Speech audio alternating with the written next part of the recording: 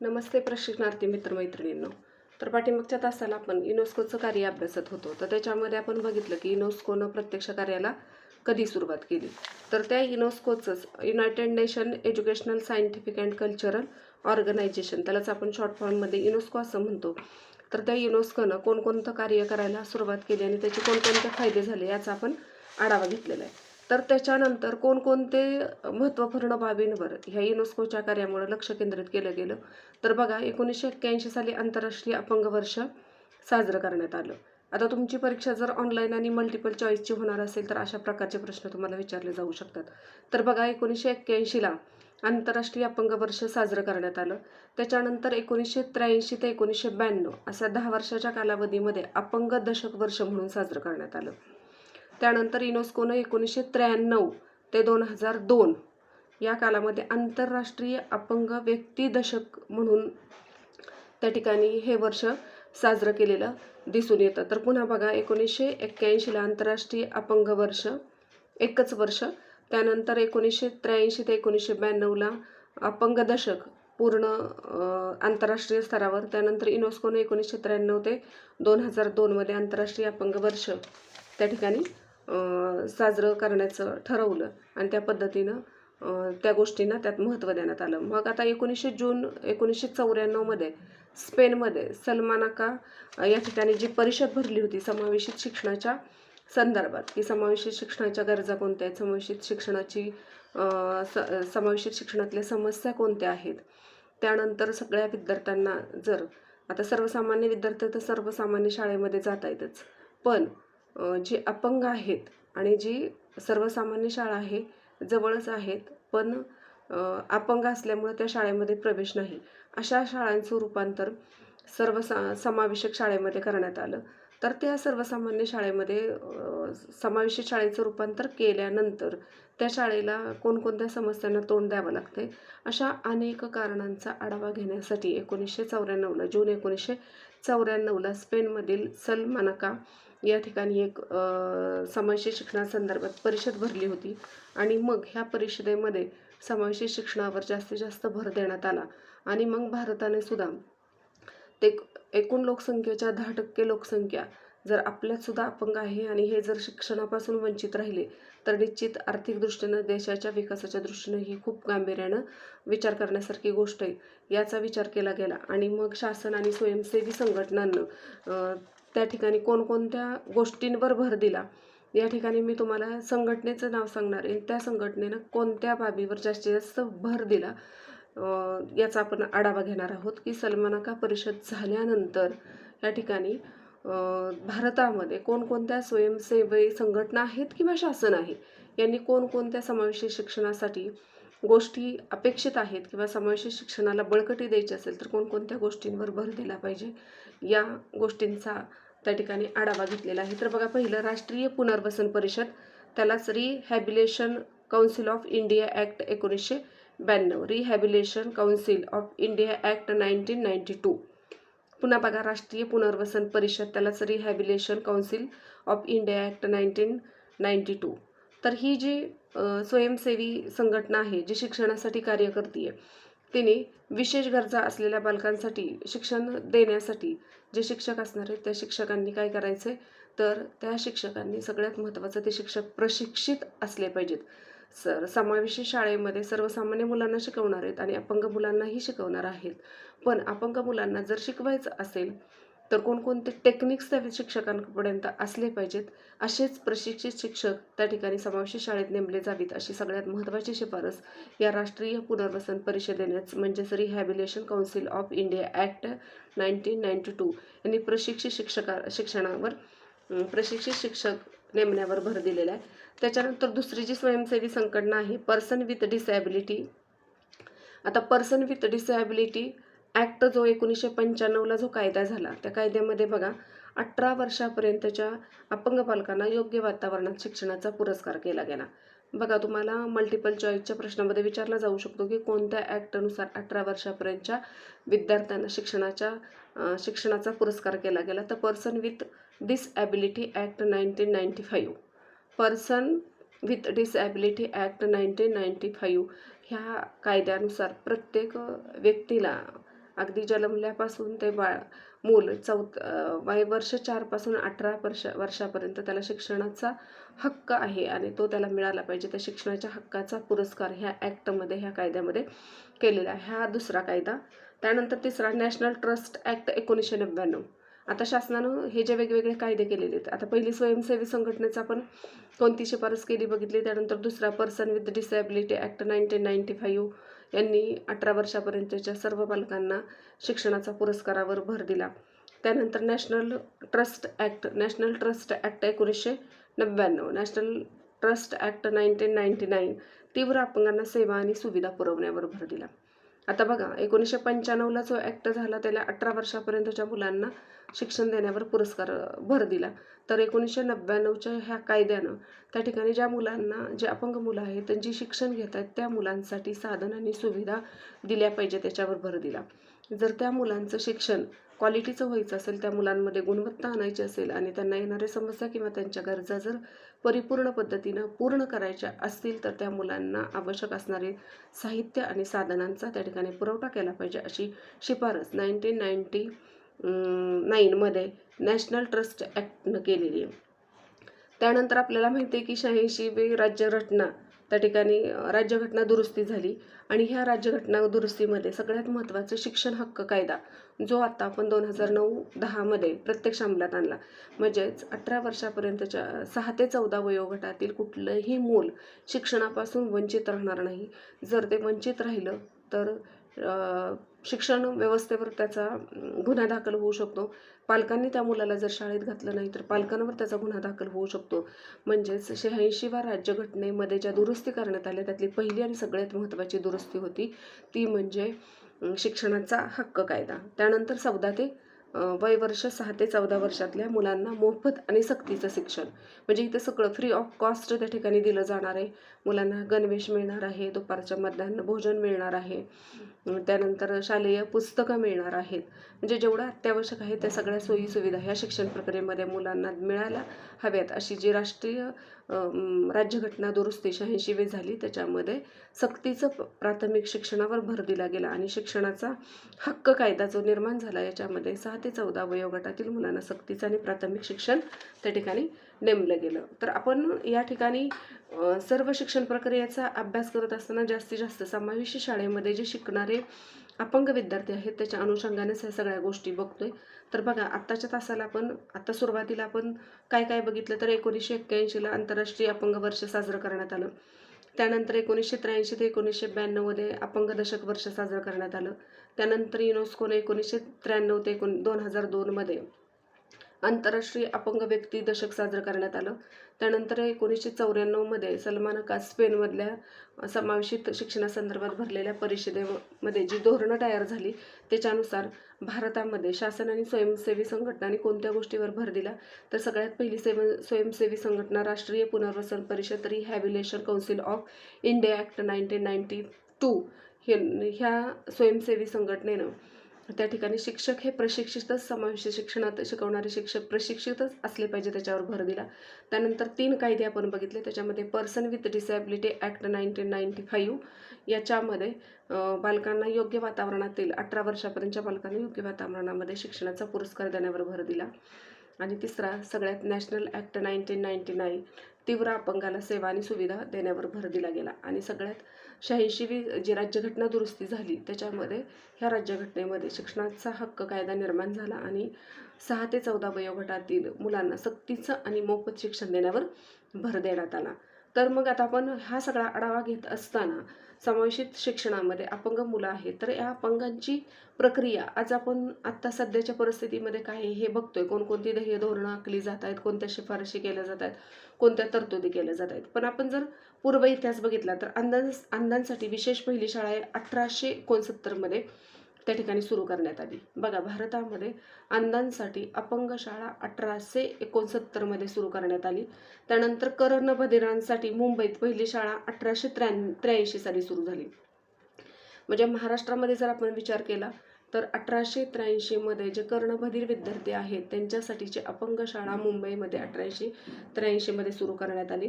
त्याच्यानंतर ख्रिश्चन मिशनऱ्यांमार्फत 1887 अमृतसर या ठिकाणी अंधांसाठी अपंग शाळा सुरू केली. त्यानंतर जी बौद्धिक अपंग आहेत म्हणजे बौद्धिक कमकुवत आहेत अशा मुलांसाठी 1998 भारतामध्ये पहिली शाळा निघाली. बघा, म्हणजे आत्ता आपण बघतो की समावेशित शिक्षणाचं सार्वत्रिकरण झालेलं आहे. बऱ्याच ठिकाणी समावेशित शाळा निघालेल्या आहेत, पण ह्याची प्रक्रिया अगोदरपासूनच चालू होती. पुन्हा एकदा सांगते की अंधांसाठी विशेष शाळा 1869 सुरू झाली. कर्णबधिरांसाठी मुंबईमध्ये 1883 पहिली शाळा निघाली. ख्रिश्चन मिशनऱ्यांनी 1887 अमृतसर या ठिकाणी अंधांसाठी शाळा काढली आणि बौद्धिक अपंगांसाठी 1998 पहिली शाळा या ठिकाणी काढलेली आहे. आणि आता जर आपण बघितलं तर 1900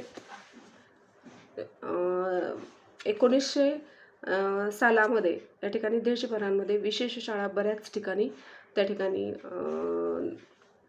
निर्माण झाल्या. त्यामुळं जे अपंग मुलं आहेत ती शिक्षणापासून काय झाली, कमी वंचित राहायला लागली. आणि सर्वसमावेशकतेचा जर आपण प्रयत्न बघितला तर 1909 या ठिकाणी समावेश शिक्षणाचा प्रयत्न म्हणजे आत्ता आपण 2021 ह्या गोष्टी बघतोय, पण सर्वात सर्वसमावेशक शिक्षण म्हणजे सर्वसामान्य मुलांनी अपंग मुलांना एकत्र शिक्षण देण्याचा सगळ्यात पहिला प्रयत्न 1909 झाला. म्हणजे 1900व्या सालामध्ये शिक्षणाच्या सार्वत्रिकरणामध्ये अपंगांसाठी, मग ते मूकबधिर असतील, कर्णबधिर असतील, दृष्टीदोष असतील, अस्थिव्यंग असतील, बौद्धिकदृष्ट्या मागासलेले असतील किंवा शारीरिक व्याधीने त्रस्त असतील, अशा मुलांसाठी वेगवेगळ्या शाळा पूर्ण देशामध्ये महाराष्ट्रामध्ये निर्माण झाल्या. आणि 1900 साली त्या ठिकाणी त्याचं सार्वत्रिकरण झालं आणि सर्वसमावेशक शाळा 1909 पहिली शाळा त्या ठिकाणी काढण्याचा पहिला प्रयत्न झाला. आणि सगळ्यात महत्त्वाचं आपल्याला माहिती आहे की जे वेगवेगळे स्वातंत्र्य सेनानी होऊन गेले किंवा समाजसुधारक होऊन गेले, त्या समाजसुधारकांनी शिक्षण व्यवस्थेवर जास्तीत जास्त भर दिला. जास्तीत जास्त महिला शिकल्या पाहिजेत, मुलं शिकली पाहिजेत, जी वंचित आहेत त्याच्यामध्ये आदिवासी आहेत, महिला आहेत किंवा प्रौढ आहेत, असे शिक्षणापासून वंचित राहणार नाहीत.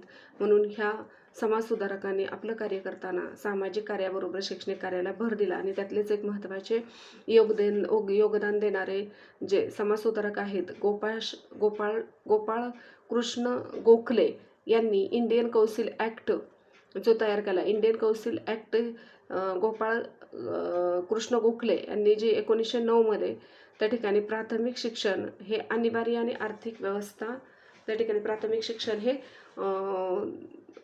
ह्या इंडियन कौन्सिल ॲक्टनुसार 1909 त्यांनी हा प्रस्ताव मांडला की प्राथमिक शिक्षण हे अनिवार्य झालं पाहिजे. म्हणजे कुठलंही मूल शिक्षणापासून वंचित राहिलं नाही पाहिजे असा विचार गोपाळ कृष्ण गोखले यांनी 1909 मांडला. पण आर्थिक अडचणींअभावी या ठिकाणी हे बिल त्या ठिकाणी संसदेमध्ये मांडून सुद्धा त्या ठिकाणी अयशस्वी झालं. मग या ठिकाणी आपण जर बघितलं तर भारत सरकारतर्फे 1940 समावेशक शिक्षणाला सुरुवात झाली. मग आत्तापर्यंत आपण बघितलं की युनेस्कोनं कोणतं कार्य केलं. युनेस्कोच्या कार्यामुळं भारतामध्ये शासन आणि स्वयंसेवी संघटनांनी कोणकोणत्या तरतुदी किंवा शिफारशींचा पाठपुरावा केला. त्यानंतर भारतामध्ये कोणकोणत्या ठिकाणी कोणकोणत्या वेळेस कोणत्या प्रकारच्या मुलांसाठी शाळा सुरू झाल्या. त्यानंतर ह्या समावेशित शिक्षणाचं सार्वत्रिकरण कधी झालं आणि त्या ठिकाणी 1909 गोपाळ कृष्ण गोखले यांनी प्राथमिक शिक्षण अनिवार्य व्हावं हा प्रस्ताव इंडियन कौन्सिल ॲक्टमार्फत मांडण्याचा प्रयत्न केला. पण आर्थिक तरतुदीअभावी संसदेमध्ये ही जे काही तरतूद मांडली होती ती फेटाळली गेली आणि 1940 मग सर्वसमावेशक शिक्षणास प्रत्यक्ष सुरुवात झाली. तर आत्तापर्यंत आपण युनेस्कोचं कार्य बघत होतो. जर आपण आपल्या युनिट क्रमांक 3 जर बघितलं तर समावेशक शिक्षणासंदर्भातल्या धोरणामध्ये आपण सगळ्यात महत्त्वाचं समावेशक शाळेमधले अडथळे बघितले. त्यानंतर समावेशक शाळेसाठी शिफारस आणि कायदे कोणकोणते केलेले, तर मग आपण त्यामध्ये 1948 राधाकृष्ण आयोग असेल, 1952-54 मुदलियार आयोग, 1965 राष्ट्रीय शैक्षणिक धोरण, 1986 राष्ट्रीय शैक्षणिक धोरण, 1992 जनार्दन रेड्डी आयोग किंवा त्यानंतर आपण शासकीय योजना आणि तरतुदींविषयी अजून अधिक माहिती घेणार आहोत. पण त्यानंतर आपण बघत आहोत तो म्हणजेच युनेस्कोनं प्रत्यक्ष या ठिकाणी समावेशी शिक्षणासाठी कोणतं कार्य करायला सुरुवात केली, मग युनेस्कोच्या कार्याची प्रेरणा घेऊन भारतामध्ये ह्या सर्वसमावेशक शिक्षणाला कशी चालना मिळत गेली, मग स्वयंसेवी संघटनांनी आपलं कसं योगदान दिलं, शासनाने त्यासाठी कोणकोणत्या तरतुदी केल्या, कोणकोणते कायदे बदलले, ह्या सगळ्या गोष्टींचा आपण ह्या तासिकेमध्ये आढावा घेत आहोत. तर त्यातच एक पुढचं आहे की SSA, त्याचाच लॉंग फॉर्म आहे सर्व शिक्षा अभियान.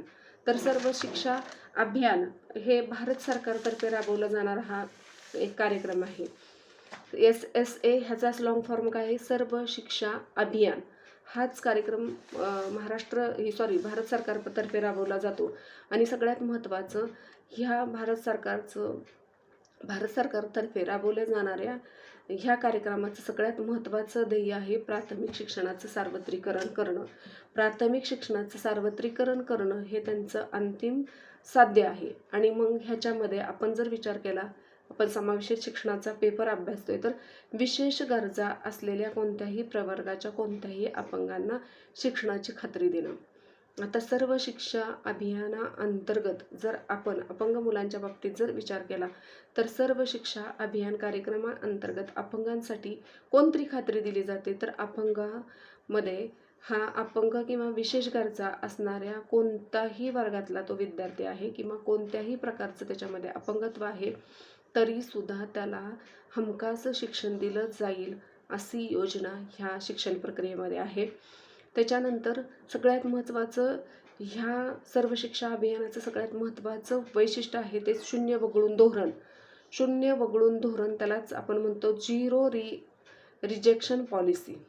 सर्व शिक्षा अभियानाचं सगळ्यात महत्त्वाचं वैशिष्ट्य काय आहे, झिरो रिजेक्शन पॉलिसी किंवा शून्य वगळून धोरण. म्हणजेच एकही मूल शिक्षणापासून वंचित राहणार नाही. याच्यामध्ये सर्वसामान्य मुलं तर शिक्षणामध्ये असणारच आहेत, पण जे अपंग आहेत त्या अपंग सर्व मुलं ह्या शिक्षण प्रक्रियेमध्ये काय असणार आहेत, सहभागी असणार आहेत. म्हणून त्याला शून्य वगळून धोरण किंवा झिरो रिजेक्शन पॉलिसी असं म्हटलेलं आहे.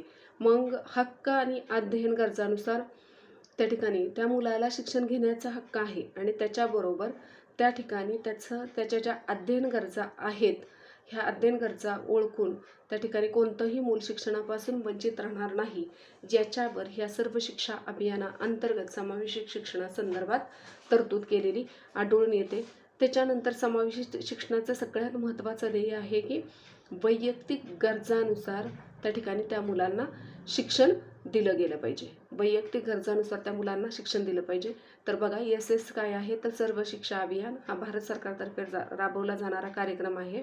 यात विशेष गरजा असणाऱ्या कोणत्याही जातीच्या, कोणत्याही प्रवर्गाच्या आणि कोणत्याही अपंग प्रकारच्या विद्यार्थ्यांना शिक्षणाची खात्री देता येते.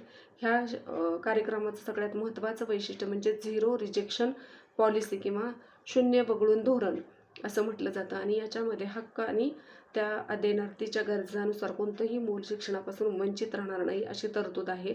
आणि वैयक्तिक गरजानुसार या शिक्षण प्रक्रियेमध्ये समावेशित शिक्षणाचं एक सगळ्यात महत्त्वाचं ध्येय आखण्यात आलेलं आहे. आता आपण या ठिकाणी सर्व शिक्षा अभियानाअंतर्गत ह्यांच्यासाठी कोणकोणत्या गोष्टींचा ह्या अभियानामध्ये विचार केलेला आहे, याचा विचार केलेला आहे आपण.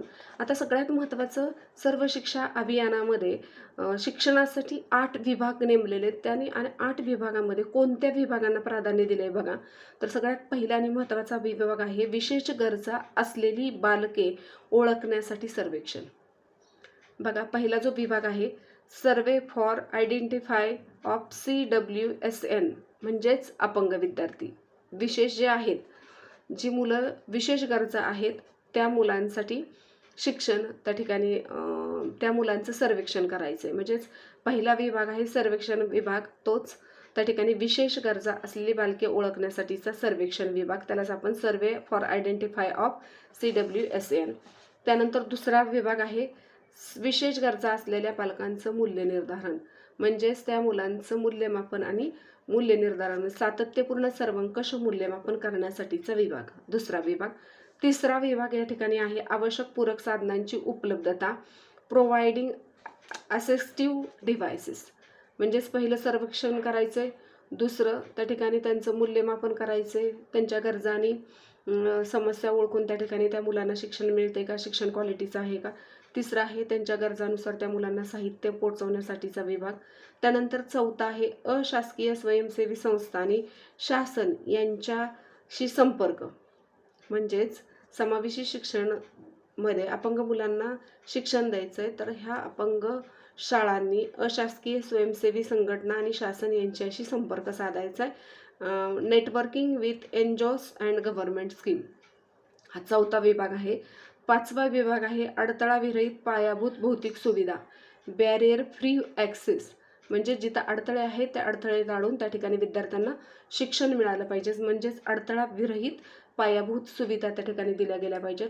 त्यानंतर सगळ्यात 6वा विभाग आहे समावेशक शिक्षणातील शिक्षकांना प्रशिक्षण विभाग. म्हणजेच training of teacher on I, म्हणजेच इन्क्लुझिव्ह एज्युकेशन. म्हणजे समावेशक शिक्षणामध्ये शिक्षण देणाऱ्या शिक्षकांसाठी प्रशिक्षण हा 6वा विभाग आहे.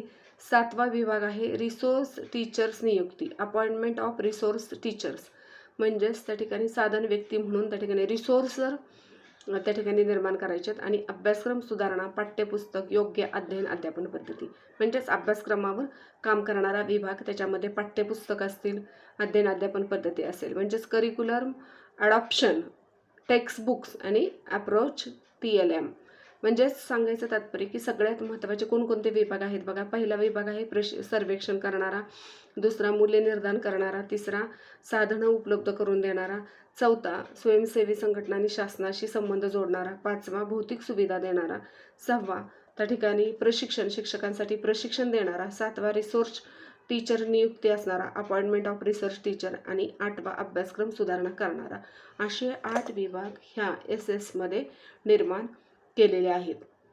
तर आजच्या तासिकेमध्ये आपण युनेस्कोनं जे कार्य केलं त्याच्यानुसार समावेशी शिक्षणाला कशी बळकटी आली, समावेशी शिक्षण स्वयंसेवी संघटनांनी कोणत्या शिफारशी केल्या, शासनाने कोणते कायदे केले, त्याच्यानंतर थोडक्यात आपण आढावा घेतला की कधी ह्या अपंगांसाठी शाळा सुरू झाल्या, त्यासाठी बळकटी कधी त्या ठिकाणी मिळाली गेली, आणि सगळ्यात महत्त्वाचं भारत सरकारतर्फे समावेशी शाळांचा कधी पुरस्कार केला, आणि सगळ्यात महत्त्वाचं शेवटी आपण जाता जाता सर्व शिक्षा अभियान जो भारत सरकारतर्फे राबवला जाणारा कार्यक्रम आहे तो काय आहे आणि त्याच्यासाठीचे कोणते 8 विभाग आहेत त्याचा आपण ह्या तासिकेमध्ये अभ्यास केलेला आहे. तर हा भाग समजला असेल अशी